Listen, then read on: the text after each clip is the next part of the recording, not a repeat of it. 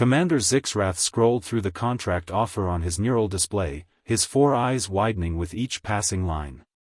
The payment was astronomical, enough to retire his entire mercenary company to Paradise Worlds. Yet his clawed hand hovered over the decline button. Another one, his second-in-command, Vrock, chittered nervously. The Confederation is offering triple rates to neutralize a human Special Forces team on Station Kepler 9, Zixrath said, mandibles clicking in agitation. They're desperate. Vrock's scales paled to a sickly yellow. Sir, you're not considering. Of course not. Zixrath declined the contract with a decisive tap. I'm not suicidal. The reputation had spread throughout the mercenary guilds like a plague. No contract against human special forces. Ever. Not for any price. It wasn't fear exactly. Mercenaries like Zixrath had fought species far larger and more technologically advanced.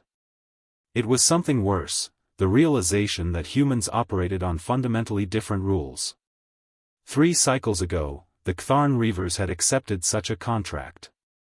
They were legends, 1,000 strong, equipped with military-grade exosuits and plasma weaponry. They'd hunted a 6-member human team across the industrial moon of Titan 7.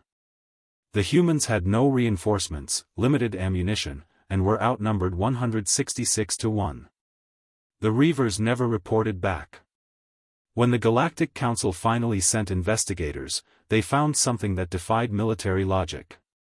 The humans had transformed the entire moon into a weapon. Improvised explosives from mining equipment.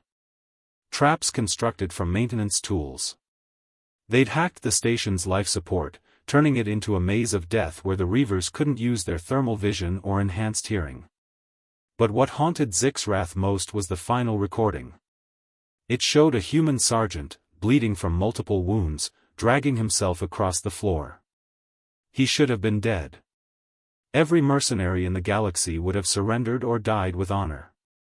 Instead, the human had crawled for 3 kilometers to trigger a reactor overload, eliminating the last Reaver squad.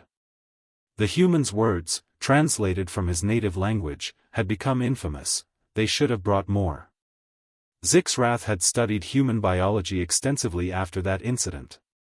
They weren't the strongest, fastest, or smartest species. But evolution had gifted them something terrifying, the inability to recognize when they were beaten.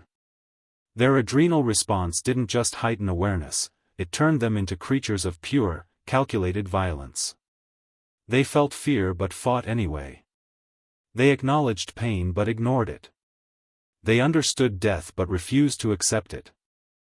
Worse, human special forces trained specifically to enhance these disturbing traits. They practiced operating on 0 sleep for days. They learned to make weapons from anything. They studied endlessly, preparing for scenarios that other species considered impossible. Sir, incoming message, Vrock interrupted. Another contract request. Human Special Forces target. Zixrath didn't even look at the offer. Decline it. Send a standard response. Mercenary company Zixrath does not engage human special operations personnel. No negotiations. As the message transmitted, he gazed at the stars through the viewport. Somewhere out there, those 6 humans from Titan 7 were still operational, still hunting whoever had put the bounty on them. The Confederation had tried to kill them with 1,000 mercenaries and failed.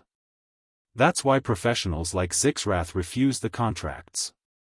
Not because they couldn't win, but because with humans, victory and survival were never guaranteed to coincide. Some species fought to live. Humans, it seemed, lived to fight. And that made all the difference.